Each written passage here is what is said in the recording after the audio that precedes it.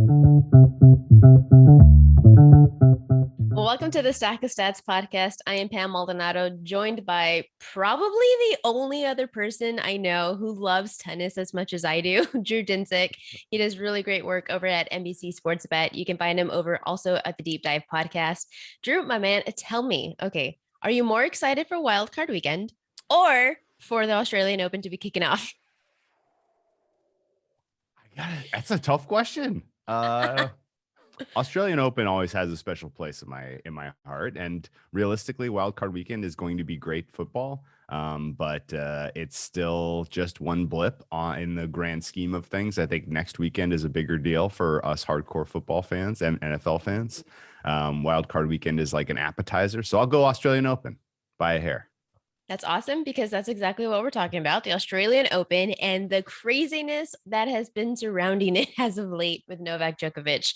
World number one, he has a huge opportunity here to, if he were to play, if he were to win, he finally gets over that crack of he breaks the title record of most Grand Slams, surpassing, Nadal and Federer. Are we going to see him play? If you made me make odds right now, if you made me make odds before yesterday's news, I would have said it was like 60-40 he plays. Mm-hmm. Now I'd say it's 60-40 he's gone.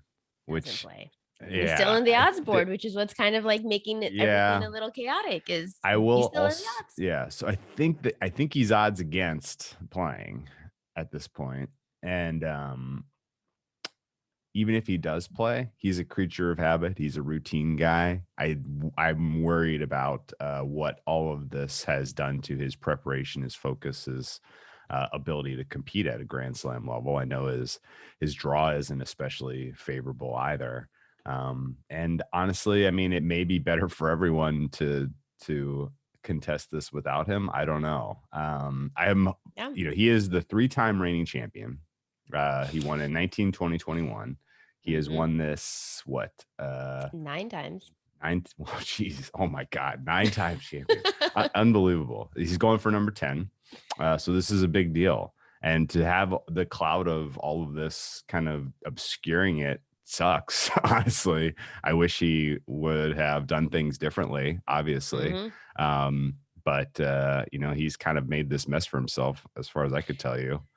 For those who are less familiar with the situation, because maybe they're not as big of tennis fans as you and I are, but Novak Djokovic, world number one. At first, he was expected to play the Australian Open because, as Drew alluded to, this is his best surface.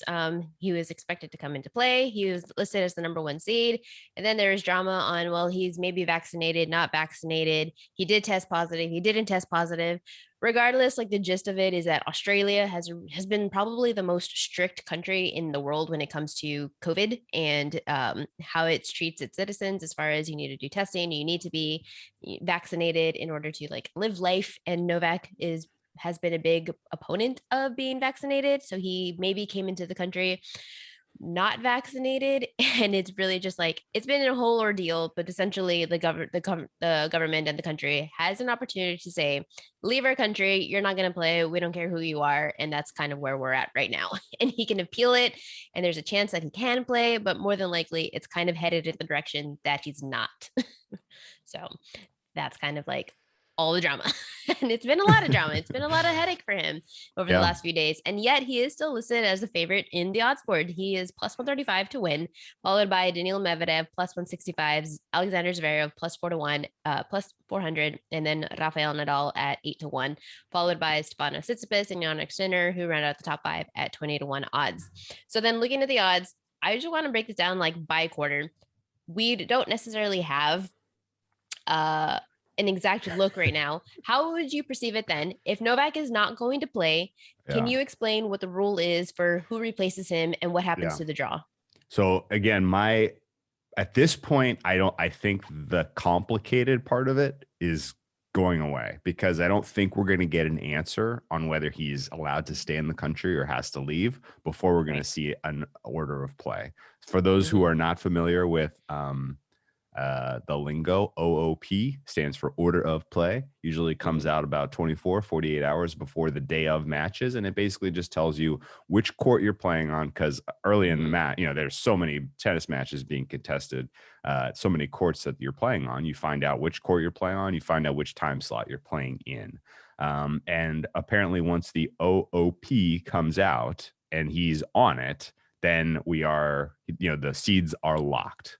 If for whatever reason he withdraws, if for whatever reason he is deported before the OOP comes out, then Rublev would be slid from the 5 seed up into the 1 seed. And then that trickles a bunch of other secondary players being moved up. If he is deported after the OOP comes out, then someone who lost their qualifying match gets what's called the lucky loser spot and becomes the de facto number 1 seed and gets his path, which would be wild. And that's happened before. Notably at the US Open. Actually, at the US Open, I remember Andy Murray was the 2 seed one year and withdrew on the eve of the tournament, and they slid Cilic up into his spot, and it caused a whole chain reaction that really affected the odds like wildly. Like Cilic went from like 20-1 to like 5-1 because his seed changed. He ultimately blew it, but that's a different story. There's still chaos for sure in the first quarter because we don't know if Djokovic is in or out. And then there's chaos in the fourth quarter because Rublev right now is your second seeded player in the fourth quarter. And if he moves to the first quarter, that changes his fortunes. So it's here we are on the eve of the tournament. We know what the draw looks like, and we still don't really have a very good picture of how this will all play out.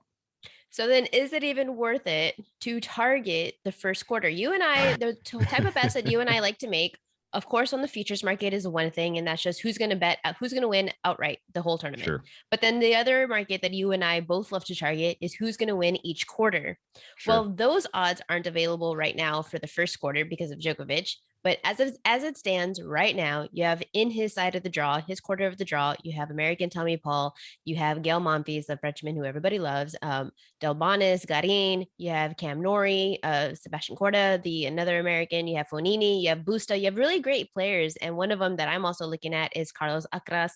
He's that up and coming, he won the next gen finals, but you also have I know that you are like a big proponent also of Pablo Carreño Busta. Sure. You have Fucsovics, you have Berrettini. So is there even how do we attack the first quarter? Well, so certainly if Rublev moves into the draw, I think he is cleanly through section 1. If Djokovic plays, he is cleanly through section 1. There's really no one else in the mix there that scares me. Gael Monfils has shown some quality this January, but he withdrew from his last match. And realistically, his body tends to break down in best of 5 on a good day, and he doesn't look to be 100% right now. And if you didn't know, the most lopsided head-to-head in all of men's tennis is Djokovic over Monfils. So if that's your, your round of 16 match, 4th round match there, you can basically pack his bags and head home. So I think whoever is the 1 seed there gets through to the quarterfinal. Now the section 2 is one of the most challenging to handicap because there are a lot of players who you would have tagged as like, I'm going to see where that guy lands. He's going to be one to watch. He might be able to do something kind of awesome here. And they all happen to land. Most of these guys are all in that section 2. Nakashima's had a decent run up to this tournament. He is weirdly a market darling. Like the betting markets absolutely overrate him every single time he plays. I think there's like a sentiment of people want to be want to be early to the Nakashima party. He takes on Berrettini in round 1, where he almost certainly will lose that match. But that's one that people I think had eyes for Nakashima to do something interesting here. You mentioned Carlos, who I think our next gen champion, who is absolutely looks likely to make it to at least the 3rd round of this tournament, in my opinion. I think Fucsovics is out of form from what I've seen. Carreño Busta, you mentioned, I think he gets through cleanly to round 3. And maybe the best match of all of this entire quarter, Cam Norrie and Seb Korda draw for round one match here. Seb Korda, if you don't know, the brother of Nelly Korda, obviously famous women's golfer, gold medalist, LPGA champion, I believe. And her brother Seb Korda, he kind of burst on the scene last year in the U.S. swing, had a nice couple of runs, got up to world number 38, I believe, was his highest ranking. But he's going to climb up the rankings this year, especially as they come, get back onto the hard court swing. And he's a fun player to keep an eye on. And Cam Norrie, I thought, did some nice things last season as well. So I honestly can't make a case for anyone out of that section as like an especially strong look. My gut says Carreño Busta comes through, just because I liked the way he looked in the ATP Cup. He showed some flashes of excellence, I thought. Ultimately losing to Shapovalov was a disastrous result for I had some futures on Spain that did not come through. But other than that, he was superlative, I thought, in the ATP Cup. And, he's thought of as a clay player when his hard court game is actually quite excellent. So I would lean there, but it's a really tough call because he might get Fognini in round 2, Norrie in round 3, Berrettini in round 4, just to get to a quarterfinal against Djokovic. So I don't think there's going to be any value betting him. But if you made me make a pick, that's probably how I'm drawing my bracket. You're talking about Busta possibly facing Berrettini. I'm thinking that it's going to be Busta facing Alcaraz in the 4th round. I'm not convinced. Well, Berrettini, as of right now, in really poor form. He's lost like 4 of his last 5 matches. Hard court is not his best surface to begin with. And we've seen Carlos Alcaraz actually already beat Matteo Berrettini at Vienna on hard court. And that was 2 tie breaks that got through. I love Carlos. I love what his game has. I love where it's going. He's one of the few next gen players who has variety in his game. When I talk about variety, I'm talking about like a slice game, drop shot. I'm talking about, but for like lame terms, what it is a player who is able to move his opponent front to back, side to side. And that's not too many players on tour, period, because it's become such a heavy baseline game. But now you have Carlos Alcaraz coming into the mix, and he is bringing that variety that we don't see from many players on tour, much less on the next gen stats, next gen of players. So I really think that Carlos, that would be like a huge momentum shift for him here. We've already seen him perform well at the US Open. He can definitely beat Matteo Berrettini in a best of 5. He has the fresher legs. He's a younger, the younger player. It would be more interesting to me to see him face Busta in the 4th round than it would be to see a Berrettini. It's kind of the one thing I got to add to this, because I agree with you. Everything you're saying is correct. And if you had a list of 5 players to watch in 2022, Carlos is at the top. Like, there's no doubt. His first round matchup's not easy though. This Chilean kid who I had never really seen play before. I saw him at the ATP Cup. I saw him in qualifying. He was nuclear hot. And especially in qualifying, like he was untouchable. So he's coming in with form. That's going to be a very interesting match. Let's look at the total for that one really quickly, because I got a feeling. Yeah. His opponent is Alejandro Tabilo. Tabilo. That would be interesting. I'm less familiar with him, so yeah, I'm interested. I had never really heard of him or explored his game at all. He's world number 136. He's at his peak rank right now. He's a young guy, but he was very, very he was dynamic, I have to say, in qualifying especially. And let me see real quickly what all I have are money line odds. I don't see spreads or much. So Carlos right now is minus 500 against Alejandro. Yeah, that's a big number. And so when you have that kind of spread, we might be able to get a really low total when you have that kind of a money line. So I can get like an over 36, it looks like, for about even odds. And that to me makes a ton of sense, because this feels like a 4-setter, if not a 5-setter to me.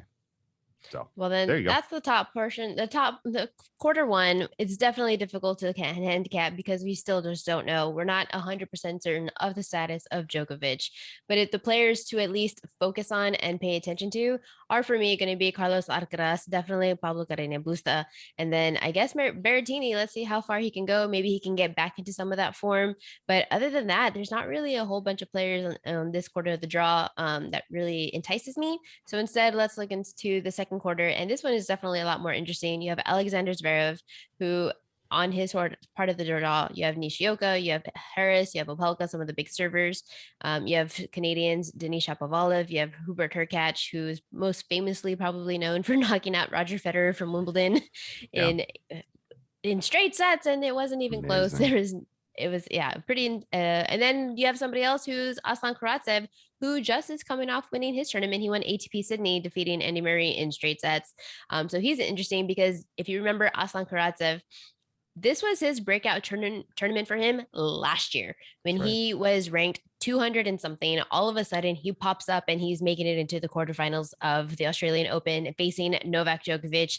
He performs really well, and he has just exploded onto the scene over the last year. And now he's winning tournaments. He's definitely found his groove. I've been watching his matches as of late. He's slimmed it down a little bit, which only helps him improve his game. He's definitely another player that I'm interested for making a deep run here at this tournament in the second quarter. What are your thoughts? Yeah, I wouldn't be shocked. But at the same time, the second quarter is full of quality players. Oh, yeah. There should be conceptually, there should be betting value in this quarter because while Zverev certainly is the best player and he certainly is due for a run here. He's never really put it together on this surface for whatever reason. He did make the semifinals in 2020, but I thought that was a little bit of a fraudulent run for him personally. He he's got the he's put more of his game together in the last calendar year than what we had seen previously, particularly at the Grand Slam level. So I get why people think he's, due, so to speak, to break through and finally win his first ever slam.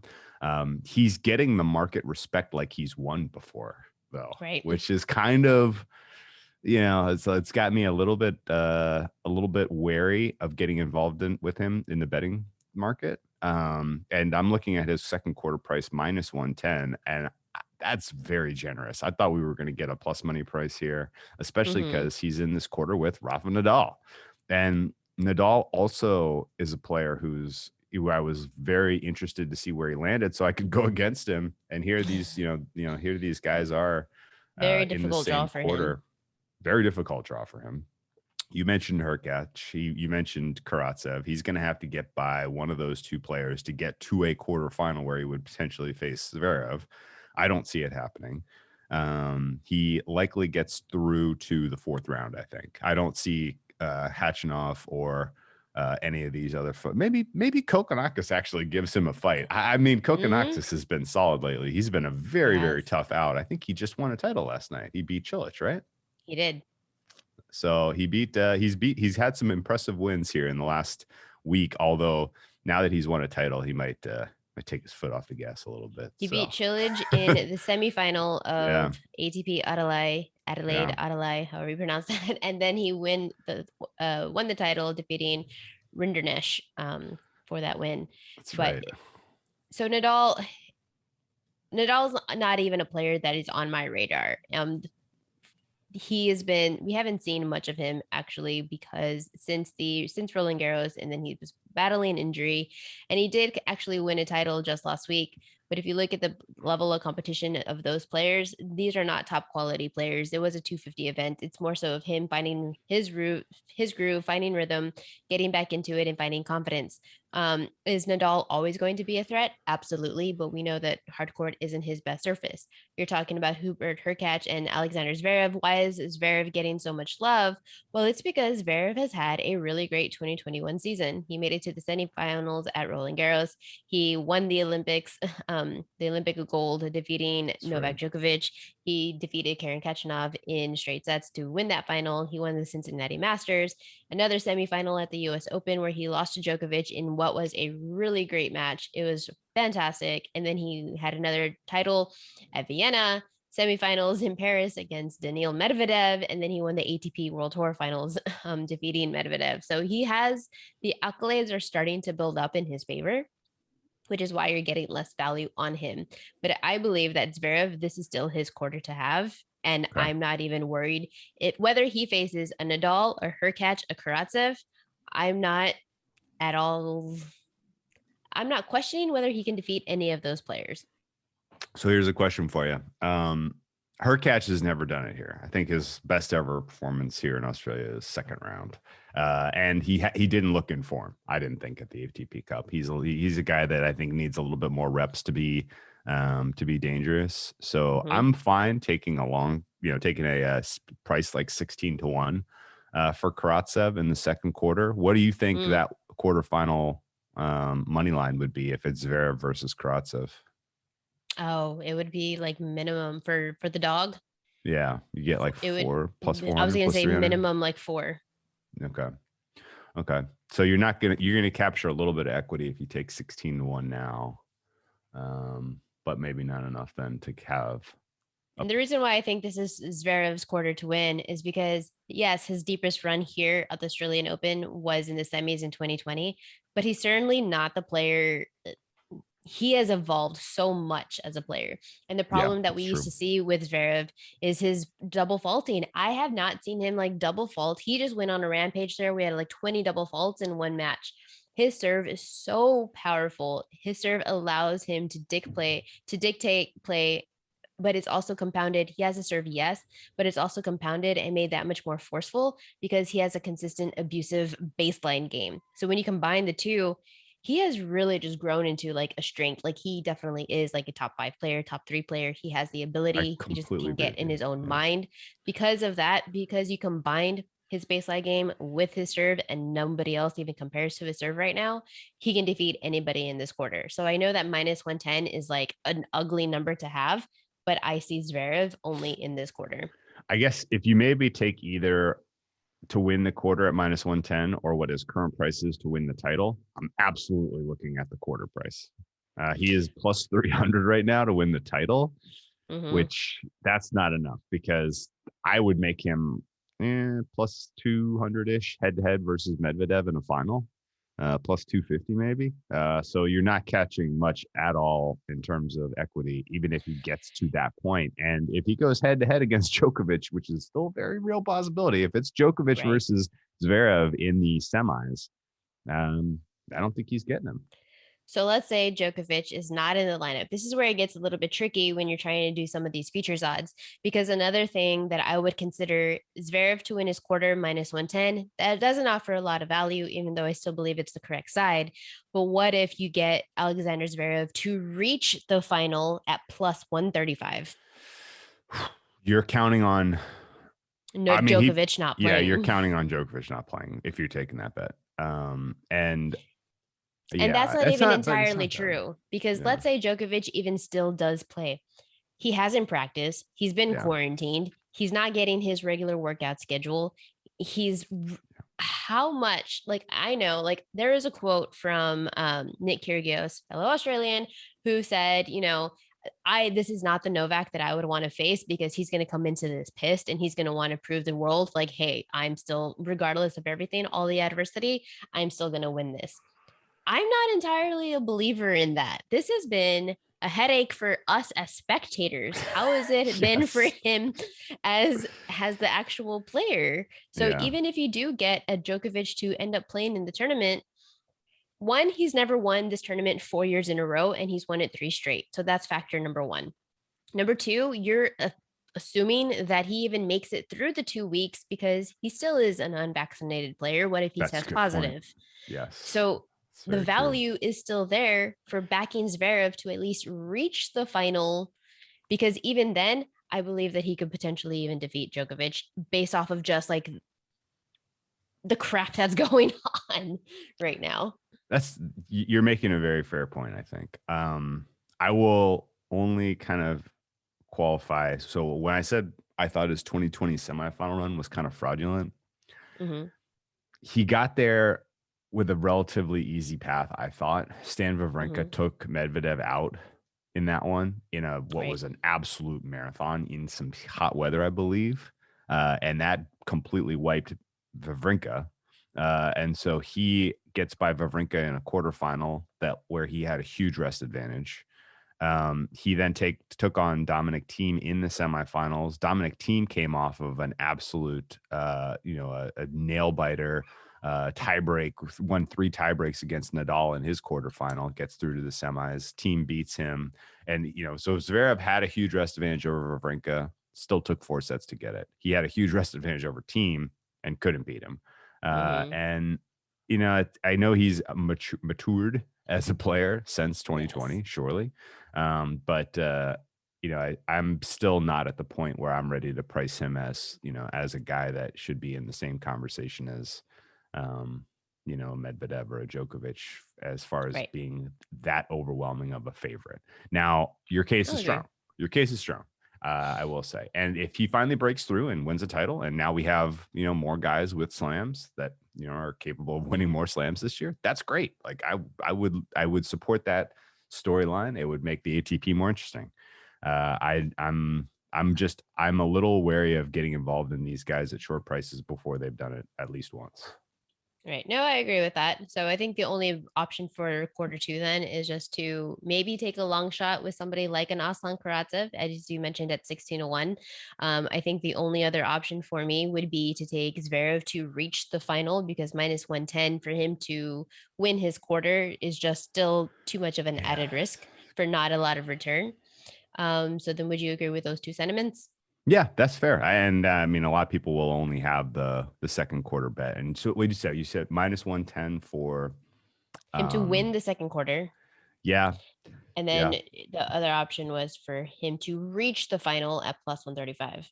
Yeah, I think of those two, yeah, I think they're both about the same bet. Yeah. I don't mind taking the plus 135. But yeah, uh yeah, I think it's fair to be bullish about him. That especially over the balance of the season, even if not this particular tournament. Well, then looking over at the third quarter, where the bottom half of the draw tends to be. No, the third quarter is crazy. It's still a difficult draw. Everyone has a difficult path to the final except for one player that we will get to. Looking at the third quarter of the draw, you have players like Casper Ruud, who is absolutely fantastic. He definitely had a breakout year. He won something like 5 titles. He made all the semifinals, quarterfinals of tournaments, a majority of which was on clay court. However, you also have other players like Andy Murray, who I'm really excited to be seeing get back into his old Murray self. And I know that he ended up losing to Aslan Karatsev in the ATP Sydney final early this morning. But I still really like where his game is headed. And I still really like the development that he's made over the course of a year since having his surgeries back in 2018, where he had like new hips Yeah. implanted into his body. Other players that you have on the third quarter, you have Yannick Sinner, Roberto Batista Agut, you have American Francis Tiafo, Taylor Fritz, Dimitrov, Tsitsipas, Stefanos Tsitsipas, the Greek god. What do you think about the third quarter? I agree. I was actually surprised that the market was kind of onto Tsitsipas being out of form as clearly as it is. As you just look Oh, yeah. across the names and as you look across who has had success here in the past, I think everybody would basically assume Tsitsipas would be the favorite in the third quarter, but he's not. It's Yannick Sinner. Yannick Sinner is again kind of another guy that's on the list of players you absolutely have to pay attention to this year. He's the 11th seed. And the youngest, he's 11th seed in this tournament. He's the youngest player currently in the world top 10. His peak top ranking is 9. He's never really won anything of consequence. He's got 5 career titles, but I think the only kind of big deal we saw him get to the Miami final. Miami Open is a Masters 1000 for those of you who are um, who are familiar. And he loses to Herbert. He loses to Hubie, Ubi. um, Hubie, and it wasn't a very competitive match. I didn't think. I was kind of disappointed with his. I mean, it was scoreline. It looked competitive, but it didn't. He never looked like the better player in that one. And then the rest of his kind of Grand Slam resume is not excellent. He made the quarterfinal surprisingly in the French Open in 2020, and that was kind of his breakout. He backed it up with a 4th round appearance last year. He got to the 4th round of the US Open. He's never been past the 2nd round here. So seeing him as the top of the board for the 3rd quarter does not compute. He still has a lot to prove. And best of 3, best of 3 is very different than best of 5, especially for a young player. Now, his little teeny mini section there, he's going to have to get past the likes of Souza, Joao Souza in round 1 is a walkover. Stevie Johnson or Thompson in round 2 is kind of a walkover. And then potentially Murray or Basilashvili in round 3. That'll be a competitive match. But if it's Murray, he probably has the legs to get by him in, say, 5. And realistically, there's nobody in the top half of that section that really spooks me. Casper Ruud, this is not his type of surface. Demonauer never played especially well, in Australia. For whatever reason, he gets a little bit of the chokies, in the home court. And so I think Sinner probably makes it pretty cleanly through to the quarters finals here, just on the basis of his talent and his skill is pretty clearly above all the rest of the guys in that section. Now, whoever he meets in that quarter final, I will happily bet in the money line in that matchup, because he is carrying this reputation now of, that it's a little bit beyond what I think his talent level warrants. And so a guy like Roberto Bautista Agut, he's kind of an Iron Man. He can sustain the heat, he can sustain the heat backboard. And grind and the backboard. He is a backboard, and that matters in Australia with the fast surface. Like, if you can get your returns in, you're going to stay in matches, and you're going to be able to, you're going to be a pest. And he is the ultimate pest, in terms of this particular tournament. I think he's a better player than Fritz for this tournament. And I would expect him to be a tough out, even for a guy like Tsitsipas in round 4. He's 8-1 in the 3rd quarter, and 100. I bet him at 151 for the tournament, just before we saw quarter prices, just because I was like, this is absolutely ridiculous. He can entirely win this quarter. So if you're making me go out on a limb with 8-1 is who? Roberto Bautista Agut, okay. RBA. Yeah. Yannick Sinner is the favorite to win quarter 3 at +260, followed by Tsitsipas at 3-1, which is crazy. Like, as you mentioned, like, we were hoping that, the market caught on that Tsitsipas is not in form. You're making a case for Sinner to win this quarter, potentially just to reach the quarter. What if I want to make a case? And you touched on him a little bit. I've touched on him a little bit, but I think we're going to butt heads here. I'm looking to Andy Murray. Ooh. I absolutely, his odds right now to win the quarter are 12-1. I know that it is a little bit of a long shot, but I believe that it definitely holds merit. For one, I just love how he's clawed his way back up the rankings. We talked about this. He had surgeries back in 2018, and he has been grinding hard. His game is still there. What he's been working on over the last couple of years is finding that fitness, finding that form to sustain something like a best of 5 tournament. He's going to be my dark horse to win this 3rd quarter, because you know what? People are still forgetting that Andy Murray was part of the Big 4. And the Big 3 consists of Djokovic, Nadal, Federer. Well, he was the number 4, and that was all prior to his surgeries, and he still has the game. I'm talking about Carlos Alcaraz having the variety in his game. Nobody has variety in his game like Andy Murray does. He knows how to pace himself, which is what we've seen over the last few tournaments that he's had, that he knows where his weaknesses are, and that's been his fitness. And so he's been able to pace himself in a way where he can still be able to dictate points by set of events. He's doing well. Australian Open is the surface that he has had the most success in. He has 5 titles. He has a really favorable draw, in my opinion. Has he won here, or he's just been to the final?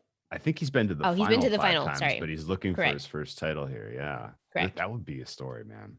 That would be an amazing story. And what I love about, if you saw the match against, when I talk about variety, I was mentioning front to back, side to side.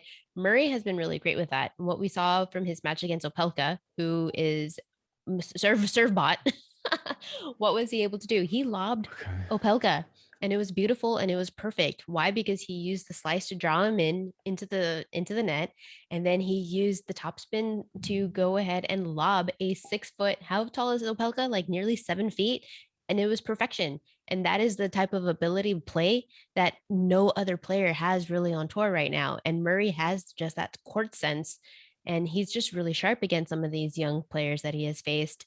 That variety mixed in with his health coming, his form coming back into play as far as his stamina, his ability. I think he's a dark horse. Okay.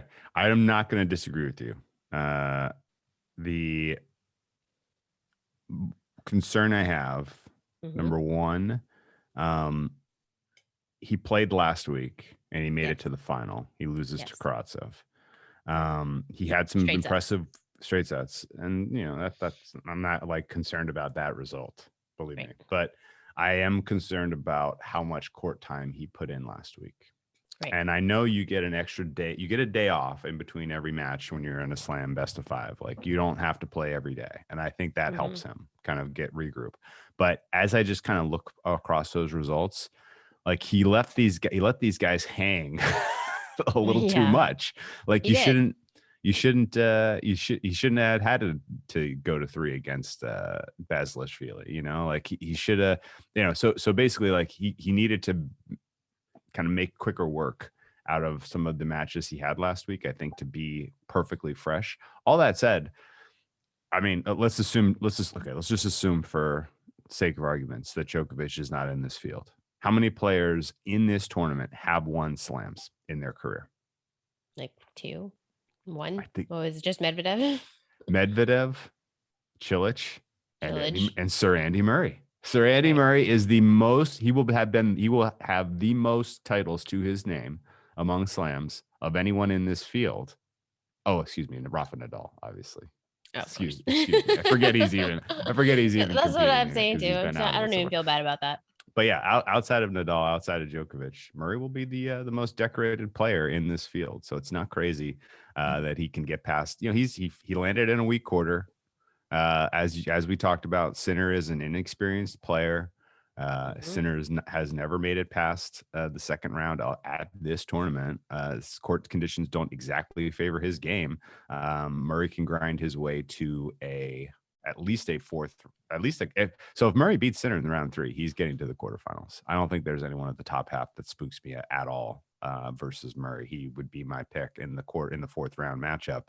And if he gets to the quarterfinals, who knows? That would be a dream if he got to a semis here at the Australian Open. So as far as betting odds, then, where do you think the value lies for backing a who to win third quarter? You have Sinner as the favorite at nearly 2.5 to 1. You have Tsitsipas at 3 to 1. You have Agu, who you're talking about, 8 to 1, and I Love Murray at 12 to 1. I think we get an Agu Murray. It would not shock me to see an Agu Murray quarterfinal here, and you got 8 to 1 and 12 to 1 there. So those are 2 fun shots. Yeah, I like that idea. I definitely do like that idea. Okay. Well, then let's move over. So far we have like nothing.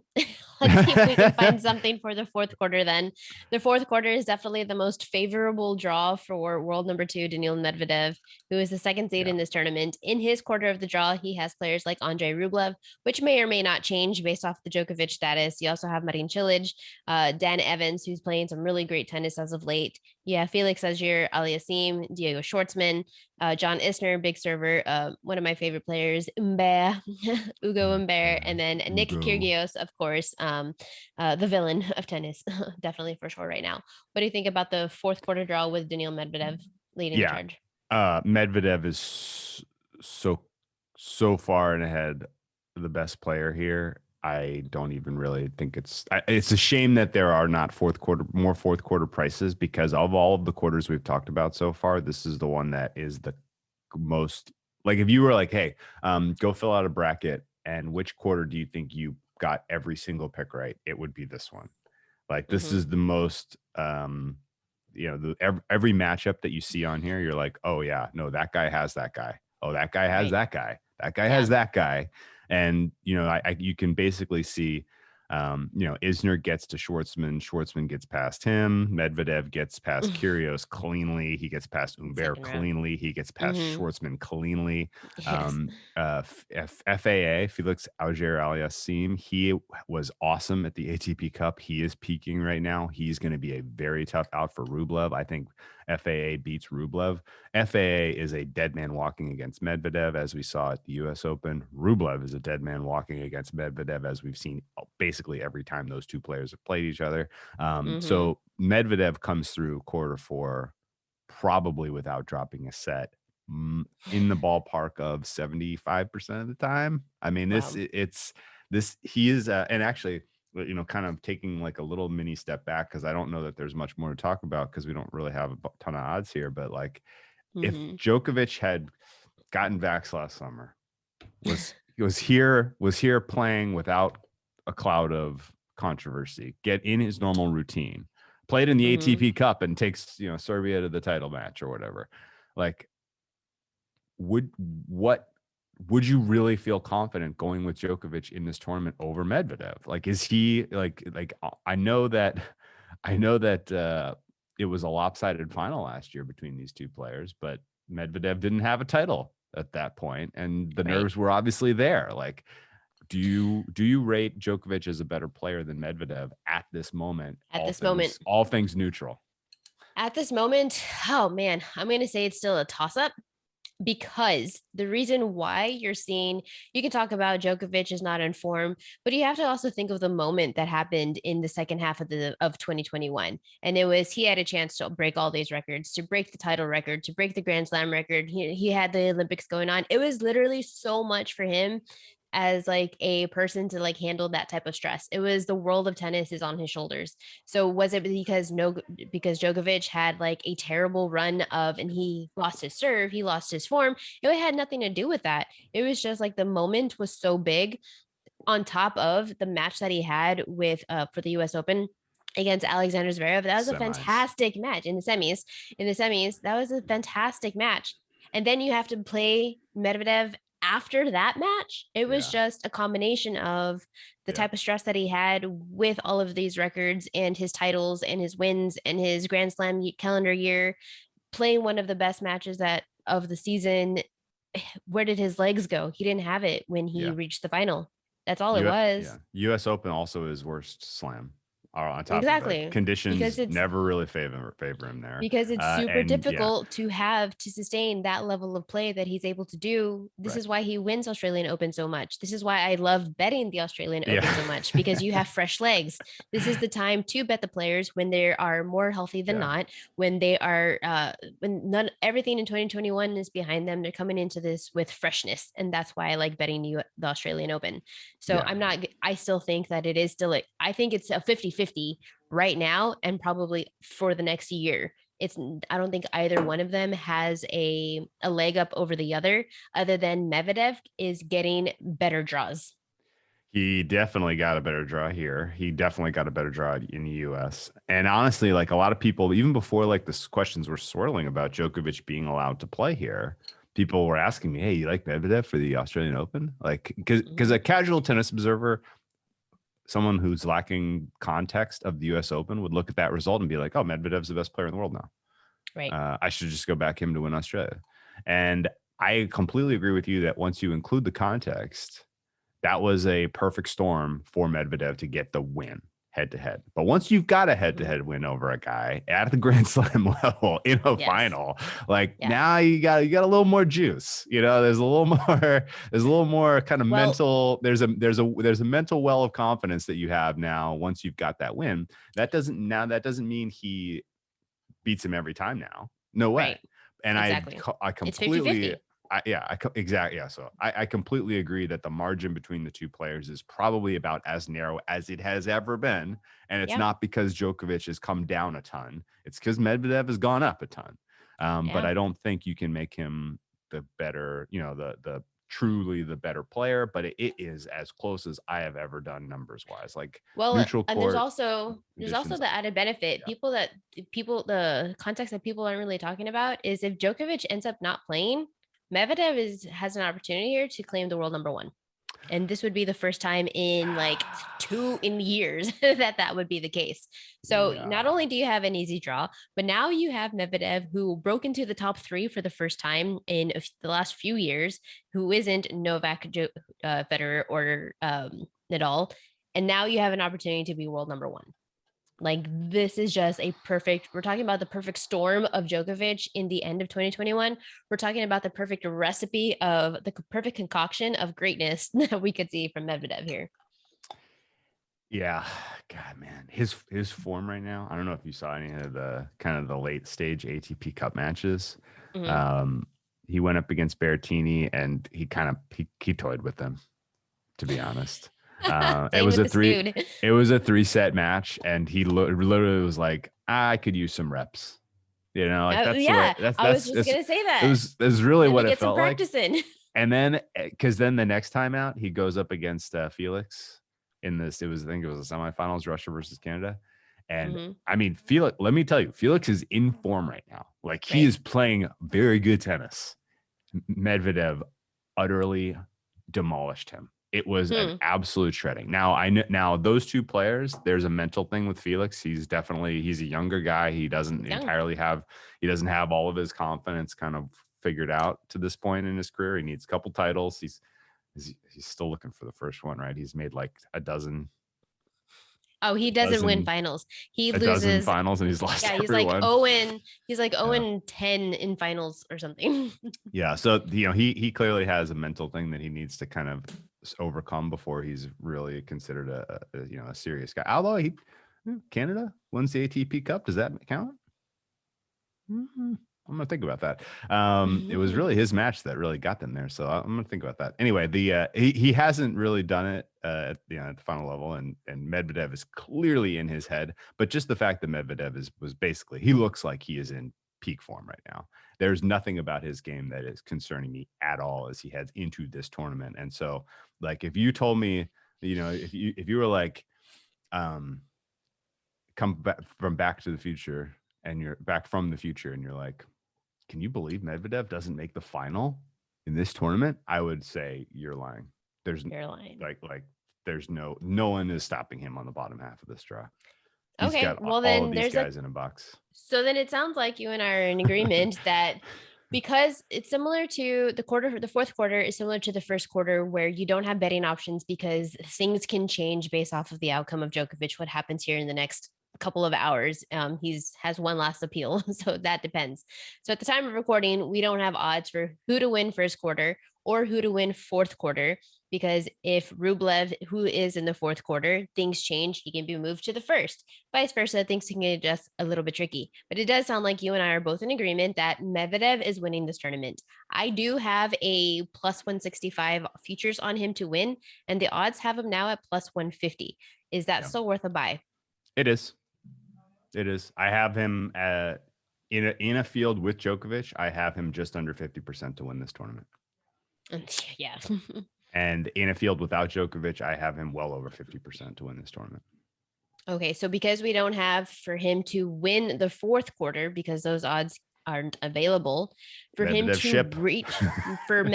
to reach the final is minus 125. Yeah. What do you think of that? That's a ridiculous price. It should be minus 250 by my numbers. There's nobody on the bottom half of this draw that gives him even a 5-set match, as far as I could tell you. Maybe Andy Murray. I mean, if Andy Murray goes back, get like Andy Murray, finds the fountain of youth and brings his game a la, if he does a Stan Wawrinka kind of a deal, really elevates because it's best of 5 and because he's got all of his tricks in his bag, maybe he gives him a 5-set match. But I don't think about another option of, if it is not Djokovic and it is Zverev. What do you think about a Zverev Medvedev final? Yeah, you're sweating that a little. If you have a Medvedev at plus 165, plus 150, you're a little like, should I shoot for a middle here by taking like a set handicap or something? Mm-hmm. Yeah, you're probably considering it. Right. Because especially if Zverev gets there cleanly, like if there's no Djokovic in his way and Zverev demolishes the first quarter winner on the way to a final, and he's fresh, and both guys are like at full strength, peak full strength. It's a good match. It's a very it's closer than 60-40. Surely it's probably like 55-45 Medvedev. So you're probably thinking, how do I take a little liability off here if I have a title? So I guess if your question is, do I like Medvedev -1 higher? Is there more plus EV in Medvedev -125 to make the final, or Medvedev +150 to ship? It's to make the final at -125. Oh, I love that. I have him to win, but I'm definitely going to tag on to reach, because -125. Yeah, you're right. It's a bettable number for sure. Yeah. So then we are in agreement that we love Medvedev to come out with the win, even if Djokovic is in the draw, is in the lineup, and it could be a Djokovic Medvedev final. I'm not even sure that it would be a Medvedev as an underdog if it was a Djokovic Medvedev final. I think it might be like -110 both ways, or even Djokovic would end up being the slight underdog. Last year's final was any indication at this tournament. Last year's final, Medvedev a lot of people bet Medvedev in that spot. Right. Professionals that I know were like, anyone want to match me for absurd prices? I want Medvedev in the final. And I was like, wow, okay, I'm going to rate these tickets. I'm going to match up with these guys. I'm going to take Djokovic. This is going to be a sweaty one. Ultimately, he got the better of him. And I think Medvedev would again take a lot of action. And you'd probably see the market open like -110, and Medvedev might close like -130 or something. Yeah. Well, then we are in agreement. Yeah. For at least for the 4 quarters that we do have, for quarter one, the players to watch are Carlos Alcaraz, Pablo Carreño Busta. We don't have any futures for quarter one because Djokovic is in that part of the draw and things can change. For quarter two, Zverev to reach the final is +135. If you are looking for action, for him to win the quarter is -110. There is some discrepancy. That's not those are for if you're looking for action bets, not that they're confident, high conviction plays. For quarter three, long shots, it's the same thing.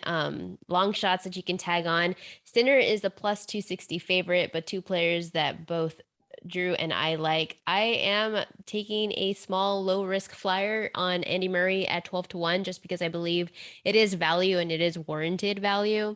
And you like Roberto Bautista Agut at 8-1. So either of which could end up reaching the quarterfinal, of which then they have a shot to definitely win that quarter.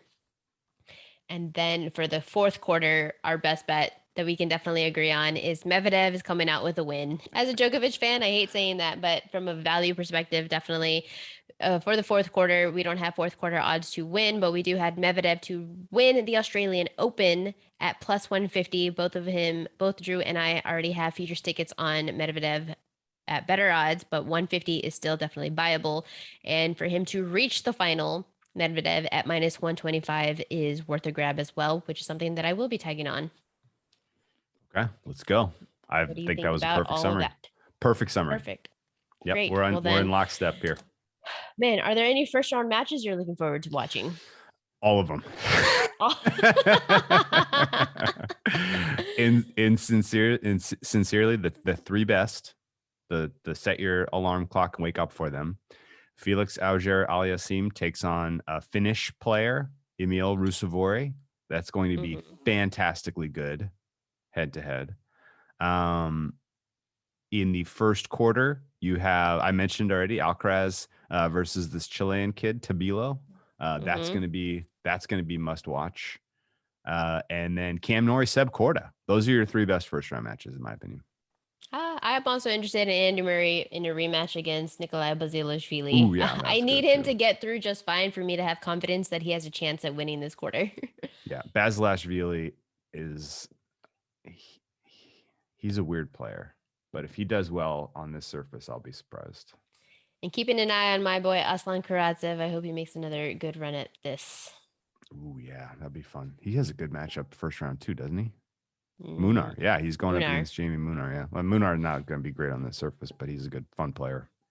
Yeah. Well, here we are then, Drew and I, rooting for Daniil Medvedev, world number But 2, to overtake world number 1, Novak Djokovic. He may or may not play. Follow Twitter because that's where all the information is being posted, that's for sure.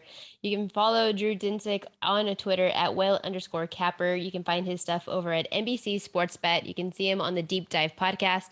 You can follow me on Twitter at PamelaM35. Drew, my man, I'm so happy that I was able to talk tennis with you during a wildcard weekend of NFL, but I'm paying attention to the Australian Open. So I appreciate you coming on with me and spending your day with me. And for everyone else, that does it for another episode of